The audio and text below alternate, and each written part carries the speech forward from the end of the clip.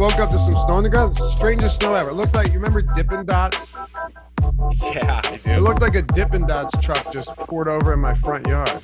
Strange stuff.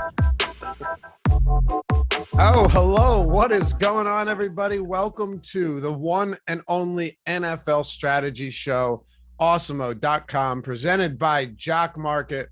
Christmas Day is almost here. It's the eve of Christmas Day, which means, well, it means it's Christmas Eve. It also means that we've got a great show for you. 2 games for the Christmas Day 2-game slate. And if you're not going to be around to check all of that out, understandable. You're with family, you're traveling, whatever it may be, but we got you covered right here. Going to give you everything you need to know heading in to the 25th of December to get ready to rock for Cleveland, Green Bay, and Indianapolis. And who are they facing? Oh, yeah, Arizona. I'm Dave Loughran, Loughy, at Loughy_D, I should say, at Loughy_D for those of you podcast listeners. It's still early. Bear with me here on the East Coast. And Matt Savoca hanging out in beautiful Pittsburgh, Pennsylvania. You can find him at Draftaholic. What's going on, brother? How you feeling this morning? Hey, I am happy to be here. You've already shocked me twice already, and it's 8:04 a.m. on the East Coast. First of all, I've never heard snow described as Dippin' Dots, but I totally get what you're saying. Right? I get what you're saying. Not a bad descriptor, right? Right. Ice cream of the future. Don't know when that future is necessarily for Dippin' Dots, but I get what you mean with snow. And yeah, the eve of Christmas Day that's the first time I've ever heard Christmas Eve described that way, but that is technically correct. When it's early like this and the brain's not functioning well, I just spout off random nonsense. And you know what? It's going to catch on eventually. But yeah, Dippin' Dots was the ice cream of the future and apparently the ice cream of the past, because nobody eats that shit anymore, which is kind of funny. I remember you'd go to a mall where, if you remember, I'm not sure if some of you may not know what a mall is. A mall is a brick and mortar location where you could walk into and shop and you could be around other people. It's an odd phenomenon that no longer exists. But yes, malls used to have Dippin' Dot stations all over the place. We still have malls, by the way, and there's still people that frequent them, but it's not the same as it used to be, Matt. Bring it back 15 years ago, because you're not that much younger than me. Things were a whole lot different, man. You're absolutely right. I caught the tail end of it, but like, mall was the scene. Like, that's where you went to see people. Yeah. You just like had serendipitous meetings. Maybe you heard like a girl you liked was going there, so you found some reason to go. Then they added movie theaters to the malls. Like, that was legit. The food courts you'd hang out in, you know, they had some good Chinese food always at the one that I would go to. I don't know. You seem like someone that would frequent Hot Topic. What? No. Were you an Abercrombie guy? Were you just destroys you as you walk by? Were you an A&E guy, or American Eagle, or an Aeropostale guy?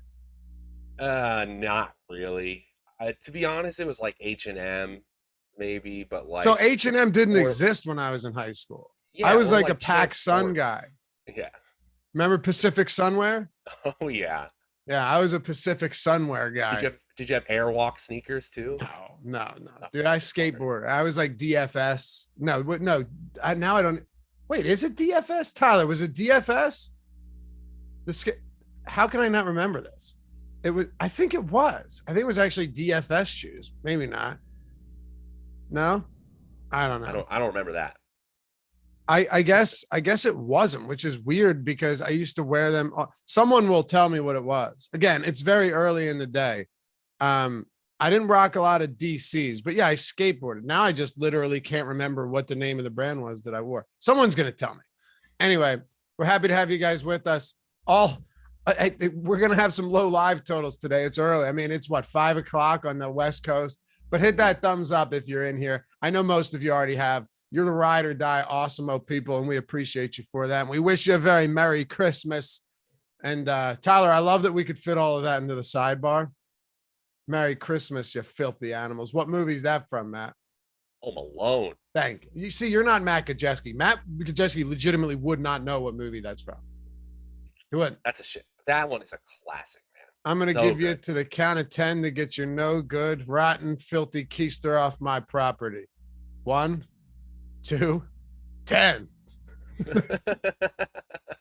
I love it. Hey, fun story about that. That is not a real old movie. They just made those scenes for Home Alone. You know, I only knew that because I actually Googled to see what it was, and it doesn't exist. But right. Man, what a good movie. Just from top to bottom, fantastic flick. They never should have made Home Alone 3. You agree, right? Can't say I remember Home Alone 3. It wasn't with Macaulay Culkin. Oh, well, I literally don't think I've seen it. Yeah, me neither. Anyway, let's get this started. Oh, and hit that subscribe if you haven't done so yet. We're at 69,200.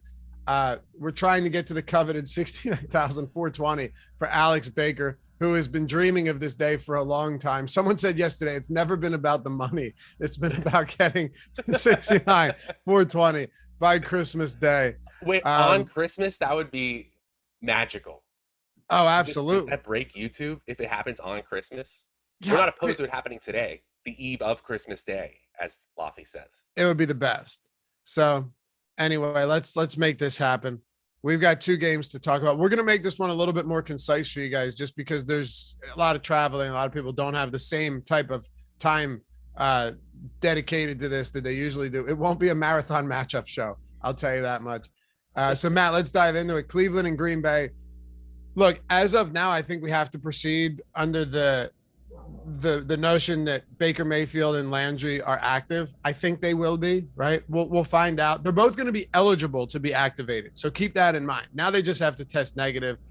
But Kareem Hunt, who's on the COVID-19 list, also is dealing with that ankle. He wasn't going to play anyway. And Kevin Stefanski already does not anticipate him to play. So as of now, I'm projecting Mayfield, Landry in, Kareem Hunt out. What about you?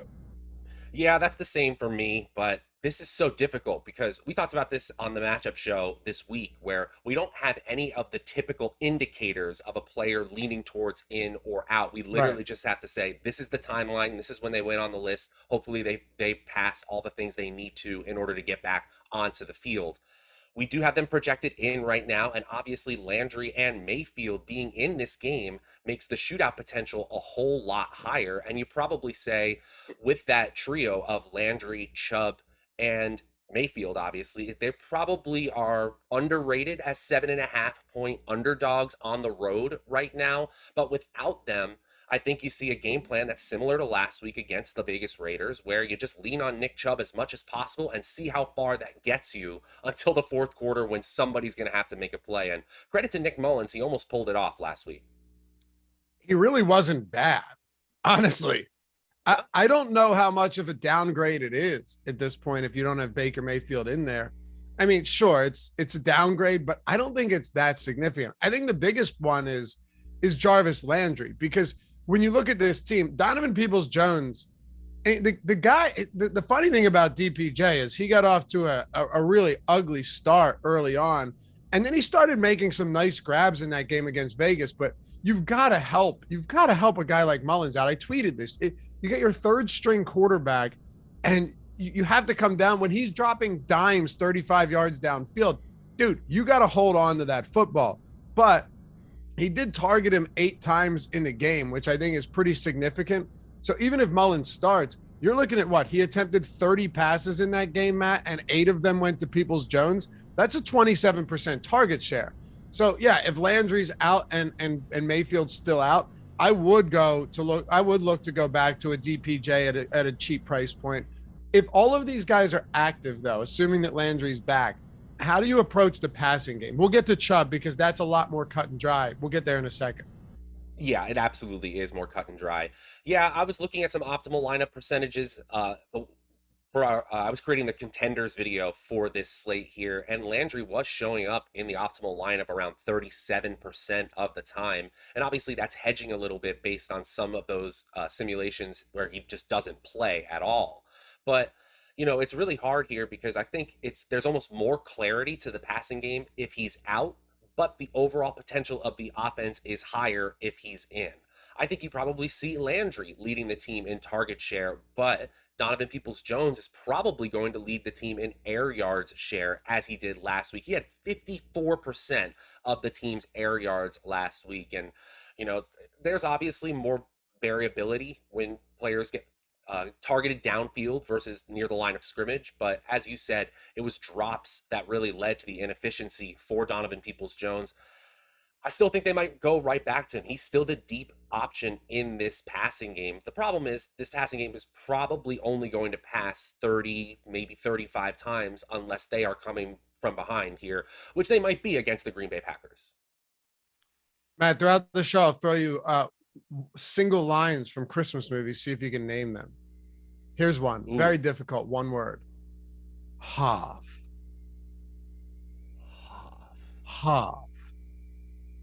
I'll give you a hint. This man is no longer alive. See if chat can get it. Half. It's one of my favorite spots for a movie. All right, I'm excited to find out. Okay. Do you have any other interest in the pass catchers from Cleveland? I could roll with Njoku. I think Njoku is fine at the salary he's at, but honestly, our projections right now have Austin Hooper a little bit better, even though he is the higher salary player, 3,800 on DraftKings. Beyond that, I get it. It's a 2-game slate, but it's not a showdown slate. Do we really need to play players like Harrison Bryant, who are averaging 3.8 expected fantasy points over their last 6 weeks, or Rashard Higgins at 3.4 expected fantasy points? I think these are really low probability bets. You don't have to, and that's the thing, right? You had Harrison Bryant last week who scored, and there were many victory laps, which is fine. I didn't have an issue with it, but it was 9 fantasy points, and that's kind of the thing. If you're playing Harrison Bryant, you need a touchdown, and you're hoping he gives you that 2 for 11 and a score, right? Yeah, that's kind of what you're looking for, because David Njoku, and granted, Austin Hooper was out that game, targeted 5 times. had a beautiful grab in the end zone, man, over top of the defender, just straight like beast mode stuff, and got the toe in, but the heel came down out of bounds. It was a beautiful, beautiful grab. So I still think he'll be involved. Austin Hooper, though, is going to be active in this game. He was out on the COVID-19 list. So, yeah, if Harrison Bryant was playing alongside Njoku and Hooper was still out, that's fine. But now you're talking about your third string tight end, and that's where it gets a little bit ugly. I don't have a problem getting the Hooper or Njoku on a 2-game slate. If you look at the tight end position, it's pretty ugly because it's essentially Zach Ertz, and then it really just falls off a cliff. Zach Ertz is on this slate at least your preeminent tight end on this slate, and that's why I think you'll get a little bit of ownership on him. Maybe not. What is? Go ahead. Ertz is the preeminent tight end of a slate. I know it's a 2-game slate, but just the preeminent. What does preeminent mean, Matt? The best of the. No lies detected, sir. He's the best one on the slate by a mile. All right. No, you're not wrong. You're not wrong. We don't have. Why is he not in our ownership projection? That might. Hold on. Oh, I know why. Because they're not updated. that could be. Well, I saw all these Cleveland players. I was like, oh, it must be updated. Do we have ownership updated maybe on another tab? I checked this morning. I don't think we have it as of right now. Okay. I mean, we could kind of talk about like where we kind of think these players are going to get ownership. Obviously in a 2-game slate, all players are viable. So even, we say like, do you really have to get to a player in a large field tournament? Go for a player like Harrison Bryant. But obviously with Hooper coming back, as you mentioned, the probability of him hitting becomes lower. I think you do see players who are really strong plays, especially at the onesie positions. You'll see their ownership really start to creep up in these 2-game slates. If you're not used to 50%, 60% ownership, get used to it, because that's what you end up seeing in these 2-game slates of the chalky players, especially if they are what the majority of the field considers good chalk. No doubt. And hey, Eric got it immediately because we're on like a 7. Tyler, what's the delay? Maybe 7 seconds, right? Eric got it immediately. It was Bernie Mac from Bad Santa, where they pretend that the car broke down. The little fella, right? The little fella pretends the car breaks down, and no, actually that was when he kills him. But when they're negotiating once Bernie Mac finds them out. He discovers their scam, right? And their plot, and they're negotiating, and they have no idea how to negotiate, and he just keeps saying half, and then he goes half, and finally they shake on half, and then they kill him, of course. But nice one, Eric. Very solid. That impressed me. That's a man who knows good flicks. So, okay, we get through Cleveland, but we got to hit on Nick Chubb. I know that this offense is not great, but Nick Chubb, and I was actually surprised to see this, Matt. He's over 1,000 yards in 11 games. So it feels like he's having a worse season than he is, oddly. It feels like he has been. Is that just me, or does it feel like Nick Chubb maybe hasn't been as good as his numbers actually suggest on paper? Yeah, that might be the case. And also he's had some down fantasy games where like his highs have been very high, but he's still had games of 8, 7.9, 5.9, 9.5 fantasy points. So I think that's the way it is. Fantasy football distorts our perception of players a lot. But in terms of elusivity and breakaway ability, he's the same old Nick Chubb. He's top 10 in juke rate, which is evaded tackles per touch. He's top 10 in breakaway run rate, which is ability to turn a rush into 10 yards or more. So to me, he's the same old player. He's not getting enough receiving work consistently to be considered that bell cow back. But on a 2-game slate where you just want guaranteed touches from a good player, you're probably going to get 22 to 27 total opportunities for Nick Chubb. So, that's kind of invaluable. I know he needs a lot to hit 3X. He probably needs like 23 points here. And that's something he hasn't hit in a couple weeks. But Green Bay's defense is good. I don't think they just completely shut Chubb down. I don't either. And he had 23 carries last week. He found the end zone and they called it back on an offensive holding, which was rough. But without Kareem Hunt, I don't see how they don't get as much possible to Nick Chubb here. To me, this is a very easy spot. I still really like him. I built some lineups last night already, and I have some lineups with Nick Chubb, with Jonathan Taylor, with Aaron Rodgers, and Devontae Adams that I actually like. And I'm saying this now. You're going to want to try and be different in those other spots, right? Those secondary cheap spots, because everyone's going to try and do this, but it's definitely possible. 66% of snaps last week. He was far more involved than Dearness Johnson. And I think this is just one of those places where I'm going to get to. And I don't care if he has some up and down games. The Green Bay Packers, the spot to hit them too. You got to try and hit them on the ground, especially if your quarterback is Mayfield or Keenum or Mullins. So they have to scheme Nick Chubb to get him the ball as much as possible. Now, on the other side of this, I've got a little something for you. I was listening to the Pat McAfee show the other day, right? On my way to the dentist and then to the barber. Oof. And I thought to myself, this might be relevant. So McAfee's asking about the record, right? He can break the record tomorrow, right? This is recorded Friday morning for those of you listening on Christmas Day. And he's talking about it. And then he goes, well, the record for most touchdowns in Green Bay history from quarterback to receiver is me and Jordy, but I'm tied with, but that's tied with me and Devontae Adams. He goes, it would be really cool for me to get Devontae Adams, Matt, for me to get Devontae Adams that touchdown. And I thought, you know what? That is actually a narrative that I'm willing to entertain. Yeah. And I'm also willing to entertain Devontae Adams anytime touchdown score as well. I'm even going to be placing some wagers, maybe half a unit on Devontae Adams' first score at plus 550. If there was ever a time, plus 550 is pretty good for Devontae Adams against a pretty stagnant Cleveland offense at home at Lambeau Field in the cold on Christmas Day. Woo! Dude, give me that all day long. Okay, I was about to come in here and talk about how Cleveland's defense has looked like one of the better units in the league. PFF rates them extremely highly all of a sudden.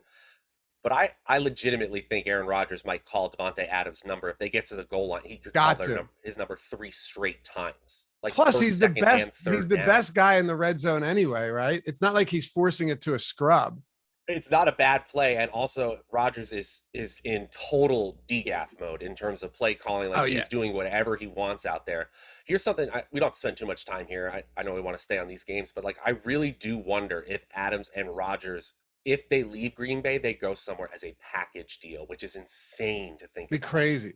Well, that would probably rule out Denver though, right? Because they just gave Judy and Patrick, or no, not Judy, Sutton and Patrick 3-year contracts. Hey, sometimes those little decisions that they think are getting them set up for the future to lure people might actually hurt them in the long run if they're on the same wavelength as the quarterback. So, or maybe like a Sutton or a Judy comes back in that trade. Like you could have a Judy come back in that trade potentially. It could work, I guess. Yeah, that's actually really interesting. Still a bunch of years left on that rookie deal, so super cheap and a huge talent there. I mean, Adams, obviously, he had a down game last week, which was 7 targets, 6 receptions, finds his way in the end zone, and the Ravens admitted that their game plan defensively was let anyone but Devontae Adams beat us, and that's why you saw a huge game from Marquez Valdes-Scantling. I still think you're going to see some variability for all production other than to Devontae Adams. Devontae Adams is going to show up in the optimal lineup like 70 to 80% of the time in simulations. He's just such a great play. There aren't a ton of alpha wide receivers here, especially considering that Indianapolis sometimes just moves completely away from the pass, and Arizona's wide receiver core is in flux. Adams at that position where you need a lot of wide receivers and there's not a lot of consistency, he looks like one of the best plays on the slate by far. No question. Now, here's a big point of emphasis.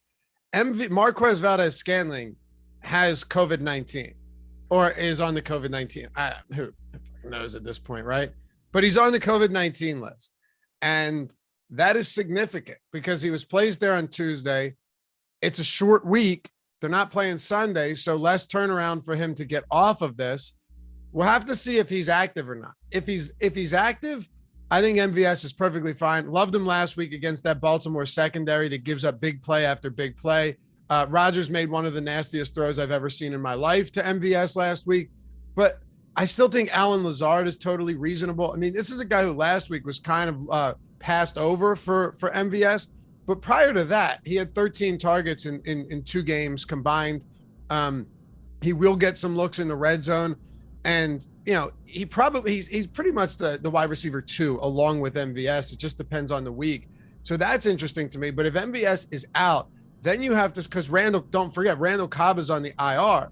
So then you have to start looking at, all right, who does anyone benefit from this? Does it end up being Josiah DeGuara, who has been, you know, used not frequently, but, you know, your 3 or 4 targets a game, or an Equanimous St. Brown or somebody like that. I think ESB could be one of those ways that if you're going, like I said, with the Jonathan Taylor and you're going with the Devontae Adams and the Nick Chubb, if this Equanimous St. Brown is in or is there at minimum salary and MVS ends up sitting, that could be a way to get different. But yeah, it's actually big news for a 2-game slate. I don't hate that call. He did clear concussion protocol, Equanimous St. Brown, yesterday. So, yeah, a flat minimum player getting thrown passes from Aaron Rodgers. That's pretty interesting. If you want to go there too, you could look at Mercedes Lewis, who, you know, 4.9 expected fantasy points per game is not nothing. Obviously, it's the quarterback and the game environment that you go for. And DeGuara is fine as well at just 3K. So I think one of the other things too is you got to look at like the Packers defense. Even if you have one of these receiving options, you can totally do that. You can kind of break some of the main slate rules for a 2-game slate, especially if Baker Mayfield isn't activated. Don't be afraid to play one of these receivers from Green Bay, especially if it's one of these low salary ones and the Green Bay defense that could be in a really good spot if they're playing a backup quarterback. All right, Matt, you ready for one? Ready for another one? Let's do it. Simplest thing ever. Fudge. But I didn't say fudge. Cut the stream if he doesn't know this. I'm blanking. Cut the I'm sorry, stream. man. I'm sure I've seen this one. Help him out, chat. That's the easiest one in the books. He plays an outro music. Oh, What? is this my fiance is, I love her so much. She's sending me the answer. I cannot Well, your fiance's got some common sense and some she's a well-reasoned girl, and you should be lucky to have her. Oh no, this is terrible. Nolan's mad. It's obviously a Christmas story. I'm sorry. Okay, I just want to know. Shame to my family. I want to know, is she ashamed of you, and is she regretting bringing you to Pittsburgh? I just got a text. Pull it together. All right, you got a good one there. Yeah, exactly. Method Man Judge, when changing the tire. Yeah, he drops the lug nuts. It's the lug nuts, or I think it was the lug nuts. I can't remember, but it goes up. Dude, I can't believe you. I thought I was giving you a layup. That's all right. Okay, all right. So A Christmas Story was just one that it was always on, and I left the room when I was a kid. It like didn't hook me. Maybe it was the timing. I'm wrong. I understand that I'm wrong in this situation. I'm just trying to tell you my truth. What was the great reward that they put in the window that said Fragile on the box? Is it the red riding the sled? Tyler, tell him. Or is it the lamp?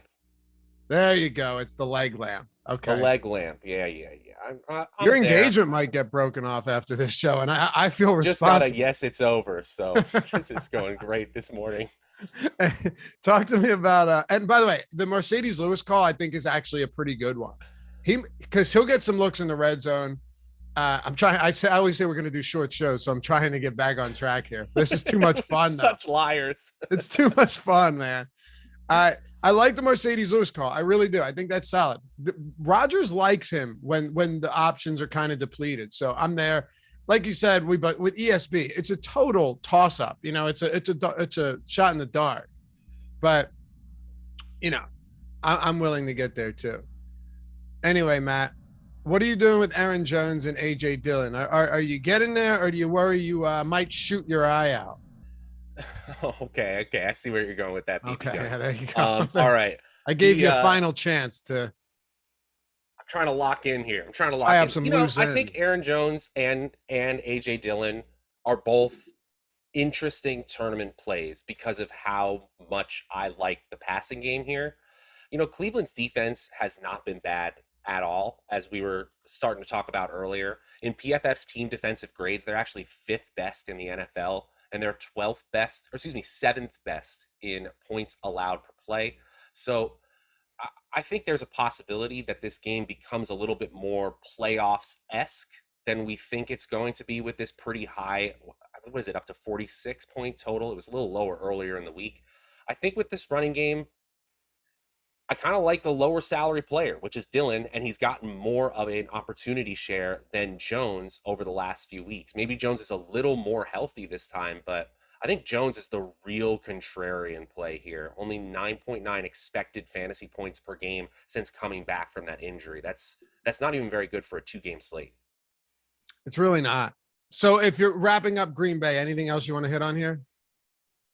Everything other than Aaron Rodgers and Devontae Adams is a tournament play only, in my opinion. It's secondary, exactly. AJ Dillon, probably my favorite. And then I don't really care which one you choose, but I think you only choose one non-Devontae Adams pass catcher here. I like that. And I love Rodgers, man. Listen, Rodgers at home, he really is as good as it gets. One interception. He's 15-1 touchdown interception ratio this year at home.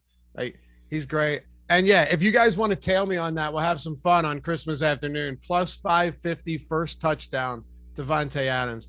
I'm usually not on those bets, but this is one I'm willing to dabble a little bit, Matt. I think it's nice. Hey, shout out to our sponsor, Jock Market. Merry Christmas to them and to all of you, because, well, if you use the promo code Awesemo, you get a $50 deposit bonus when you sign up and deposit for the first time. And I tell everybody this: it's turning this fantasy DFS into the stock market where you can buy, sell, hold shares of players throughout the day, make minute down to the hour, the minute, all the way down to the second, really. And you can use their pregame IPO that you can do throughout the day after using the research you've done, the shows that you've watched here at Awesemo, the articles you've read, all of the tools that we've got for free over at Awesemo as well, to find players that are going to get steamed throughout the day that you're getting at a phenomenal price. You can hold them, you can buy more, you can sell them throughout the game, before the game, however you want to do it. And like I said, when you use the promo code Awesemo, you get a $50 deposit bonus when you sign up for the first time. But here's the best part. They got a first market guarantee, which means that if you lose in your first NFL or NBA market, boom, up to $100 refunded straight back to you into your account. Nobody else is doing that. And nobody else has free Jock Market IPO projections like we do at Awesemo.com, free 365 days of the year to help you beat the market. Check it out, JOCK space MKT, Jock Market, in the App Store, Google Play Store, wherever that may be. And be sure to use the promo code Awesemo to get that $50 when you sign up and deposit for the first time. Get in on that Christmas Day action, man. Basketball and football happening on Christmas Day, the 25th of December. Can't beat it. Sponsor of the Strategy Show. That's Jock Market, JOCK-MKT. All right, Matt. Indianapolis, Jonathan Taylor. What more needs to be said about this fella? He is the number 2 fantasy point producer in the league behind only Cooper Kupp. Clearly the number 1 running back, which, let's just, little disclaimer here, or what should we say? I'm not going to put an asterisk next to him, but if Derrick Henry was playing, we might have a real battle. That's all I'm saying.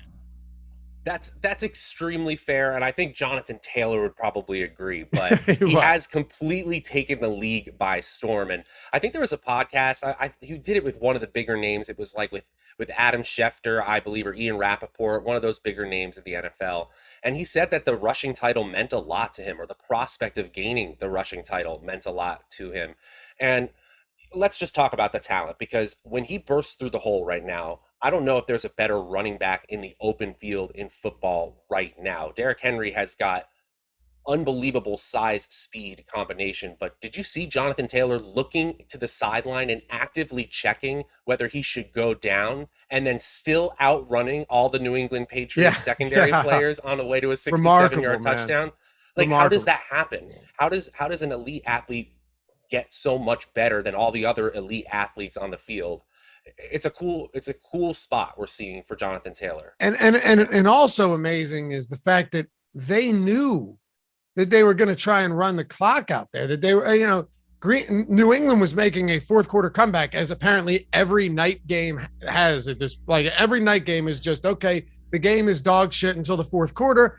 And now here comes the comeback. It's like an NBA game at this point. It's like Madden. It's like playing the computer in Madden. It is. And he still broke through that hole for a 67-yard touchdown. This guy has like all of the longest touchdown runs and receptions in the season. I don't see how to get away from him. Did you see what his prop is? His rushing yards prop on OddsShopper? What is it? Take a guess. It is probably around 90 yards. 105. Oh boy. And we've got him projected at 105. So we have it as a, neutral bet, but 105. I'll tell you though, I love, and over at OddsShopper, everything is totally free. It's the parlay builder has been crushing, dude. Look at some of the tweets we got rolling in. You don't have to do any work. It gives you the best odds on a parlay, the best, highest ROI, highest win rate parlay that you want. You can do it for dogs. You can do it to 10x. You could, I have one going right now with plus 2,300 odds. We just hit last night on under for Deebo Samuel rushing. So I got 3 more heading into the weekend. Hit another big one the other day just using this parlay builder. It's awesome. I was even tipsy building one the other day because I didn't need to do any research. But anyway, Jonathan Taylor, expected win rate 66% on over receiving yards, 24% expected ROI. We got him projected a lot higher than that. 14.5 receiving yards is the prop right now at DK, at FanDuel, where the odds are the best, minus 114 to the over. I love that bet because this is not, forget about what you saw with Arizona last week. It was a disappointing, ugly, heinous really game against the Detroit Lions, but shout out to Dan Campbell and the Lions because I love those underdog stories. But they're going to need to pass more. They're going to have to pass more. They'll lean on the run. That is the foundation of this offense. But I think Taylor gets involved as a pass catcher. Over 14.5 is my favorite prop for this game. Go ahead, Matt. I dig that a lot. And yeah, I agree here. I think you do see a bounce back performance from the Arizona side of the ball. So I don't think Indianapolis's defense is good enough to stop them. And so that affects how I am projecting the Indianapolis Colts offense as well. I think you could see Taylor being used through the air more often. I think Michael Pittman becomes a strong play here. And I was looking at OddsShopper too, because I'm in PA, so I can bet this week instead of in New York. Yeah. Even my wonderful fiance, please don't leave, she was like, let's get in on a parlay. So we're going to be hitting up OddsShopper in a way that we usually don't get to on Christmas Day for some action. And one of the things I was looking at is actually the passing attack from the Indianapolis Colts, thinking that this game with a 49-point total, which is pretty high this week. It's not the highest on the slate, but it's pretty solid here. I think the over on Carson Wentz completions is kind of a no-brainer here. And you could even do the over on the yardage here. It's 209.5 passing yards, 19.5 completions. We haven't projected for over on both things, especially on the passing yards. We haven't projected for almost 30 yards more than his current passing yards prop line. I think he's another player that you could look at when you're building out parlays as well. I know the first player everyone's thinking is Jonathan Taylor, but if this game turns into a shootout because of the way Arizona is playing, then Carson Wentz is going to have to keep pace. Absolutely. And you can same game parlay some of that stuff too. Just be very careful about what odds you're getting, because a lot of these are correlated. So, you might be better just singling some of these, but I like that as well. And by the way, the shoes I was talking about was DVS, Matt. DVS was like a super popular skateboarding brand, but it just came to me now. See, I'm awake. We're awake now. DVS. I used to rock those all. And Nike used to have the sickest skateboarding shoes back in the day too. And then they kind of changed up the style, but they were the sickest. Poppy, thank you for the Poppy. Thank you, Poppy Rocks, I'm assuming. Thank you for the Super chat. Awesemo Premium started in week 9 and have turned 25 into 300. Dude, that's solid ROI. Best That's advice awesome. ever. Thanks, man. Appreciate you. Merry Christmas. Happy holidays, dude. Anthony Ruiz, give him one of the best Christmas movies ever. A Die Hard reference. Well, not a Christmas movie, but thanks for the super chat. No, I guess it is. I don't know. It takes place at a Christmas party, right? So I guess Tyler Zander's just real disappointed in me right now. Well, does every movie that has parts of the movie that take place at Christmas, is that a Christmas movie? Is Mean Girls a Christmas movie? Shouldn't be.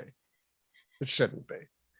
Hey, I think the Colts passing game. We both agree. Just if you can play Jonathan Taylor, you get him in there, right? Yeah, of course. It's him or Adams. I don't know how you leave a lineup with both of them off. Right.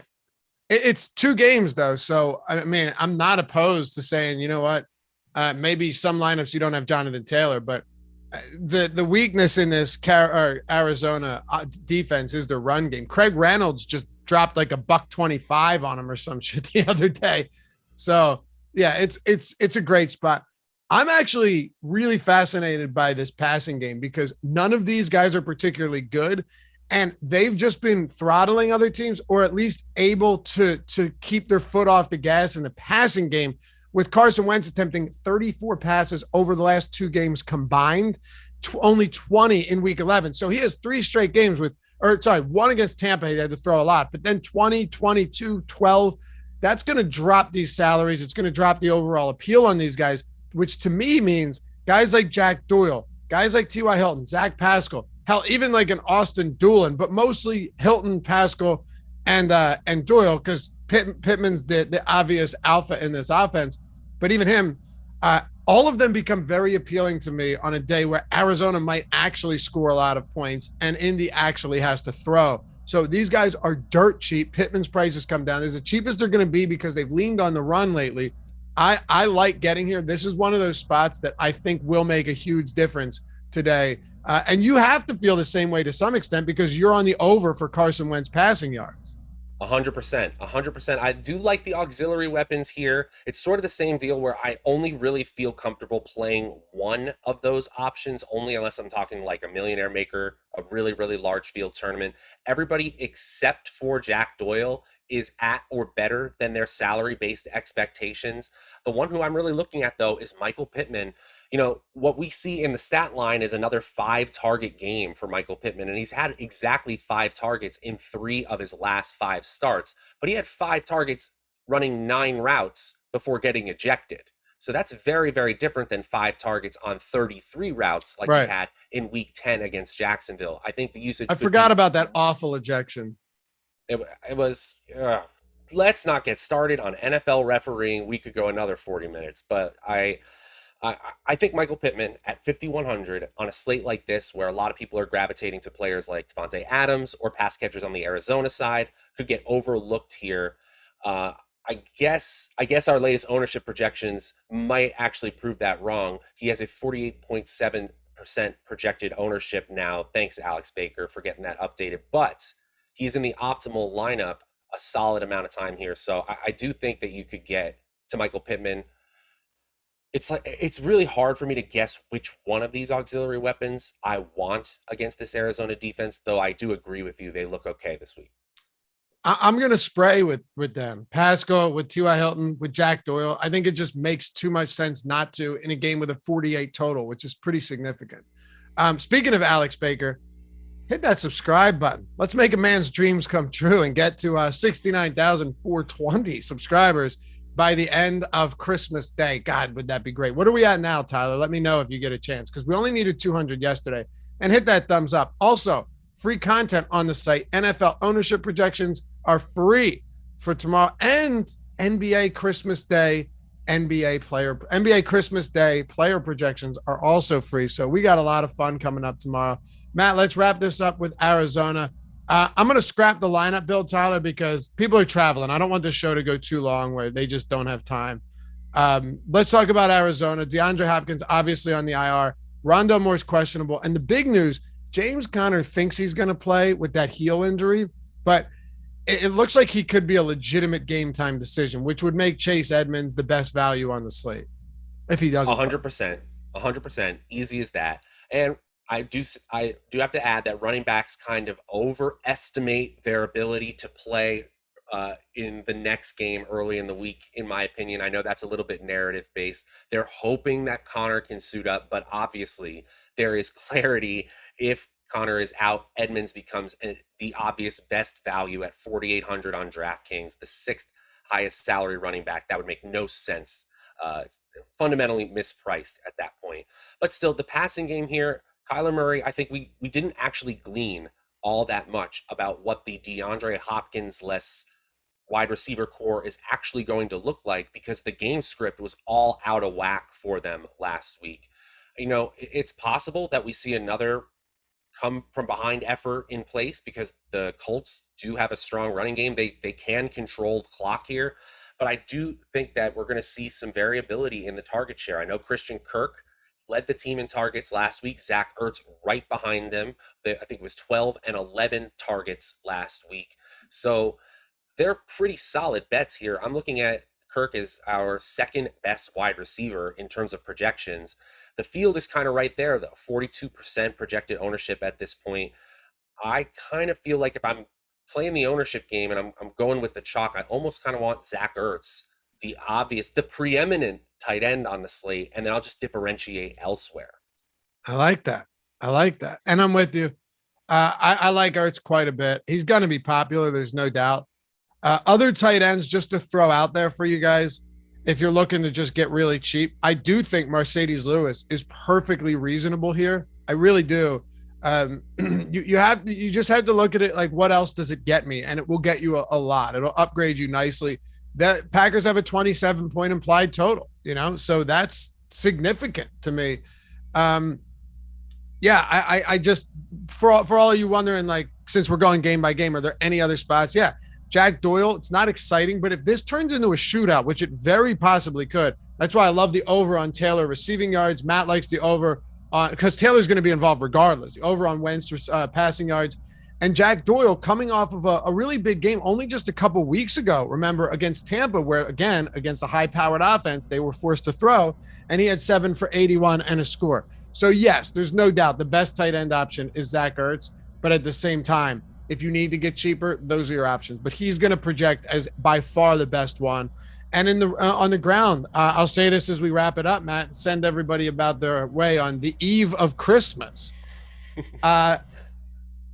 James Conner, if he's active and not limited, and Chase Edmonds is active, which there's no reason he won't be at this point, that just makes this a very unappealing spot to me. And probably I look to not fade the run game, but I will be underweight on it, because Indy is a pass funnel defense. Their secondary has become improved over the last month, but they are a pass funnel defense. They've done a very good job of limiting opposing teams' rushing attacks, and that concerns me enough to where, sure, Connor might fall into the end zone, but with Edmonds back in the mix, even though he wasn't used in the passing game last week, I think he will be this week. And I'm not huge on that mix right there in a tough spot on the ground. I think that's very fair. I think anytime we're talking about the game having a high total, it could easily shoot out and go over its 48, 49 point total here. And a lot of the pass catchers on both sides of the ball are looking like they're going to be very popular. Then you can get contrarian and play the rushers on those same teams in large field tournaments. I think just from a game theory and a game strategy standpoint, that makes a lot of sense. But there is a ton of ambiguity. Edmonds is probably the healthier back at this point in his second game back from injured reserve. Connor has been the better back all season, and he's been by far the preferred option at the goal line. So assuming health, like assuming the same amount of health, you probably just want Connor in a vacuum, but it gets so dicey here. I think I'm probably just going to have more Kyler Murray and more of the passing game here, hoping for a bounce back performance. One thing I do want to add here, Antoine Wesley, I don't know if we see this again here, because again, this was a comeback effort against the Detroit Lions, but he's had 8 targets over the last 3 weeks. He was targeted in the end zone last week. And so if you want another off the wall play here, Wesley, yeah, all 8 targets over the last 3 weeks, came last week. And wow. so I like that. maybe he's getting into this lineup a little bit more, tied with AJ Green in target share. I like it. All right, Matt, one more for you. It's turbo time. Tyler, do you know it? He does. Okay. I'm getting crushed. This is God. I might as well be Gajeski over here. I was about to say the same thing. I don't know if I'm disappointed or offended. This one I've seen though. This is like a 90s movie, right? Yeah. It's Ben Ross's favorite movie. Jingle All the Way. Yeah, that sounds Jingle right. All the Way, man. I mean, look, I didn't do you any favors with that Arnold Schwarzenegger impression, but it's Jingle All the Way.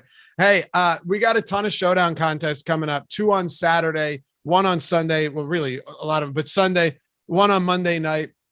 If you want to take advantage of our Express Pass, it's less than $4 a week. All of our showdown tools, the ownership, the top, the single game top plays tool, which is an insanely helpful tool. People swear by it and have won tons of money using it. Alex Baker, Awesemo himself, #1 ranked DFS player out there, built all of these tools. We have main slate content for that as well, and all of the tiers content. Really, I should be promoting the Awesemo Plus Platinum, where you get 25% off when you use NFL strategy promo code. But I honestly think right now, if you're looking to get in on the best one with all of these showdown slates coming up, it is the Express Pass. It's less than $4, especially if the wallet's a little tight coming into the holiday season. But this has been fun as always, Matt. Always a pleasure doing these shows with you, man. Yeah, you too, man. Merry Christmas. Hope you and the fam are well. Excited to keep rolling this season. It's been a great second year doing the show. This was the sprint matchups version on this eve of Christmas Day. Yes, it was. I liked it. It was. Merry Christmas to you and the family. Tell your fiance I'm proud for reeling your ass in on this Christmas Eve morning. Shout out to Tyler Zander for producing this show, getting up with us early. Appreciate you, man. And to all of you guys, have a great Christmas, phenomenal holiday season. We'll see you back here very shortly. Stay safe, and we'll catch you soon on the Awesemo NFL Strategy Show presented by Jock Market. Peace. Merry Christmas, you filthy animal.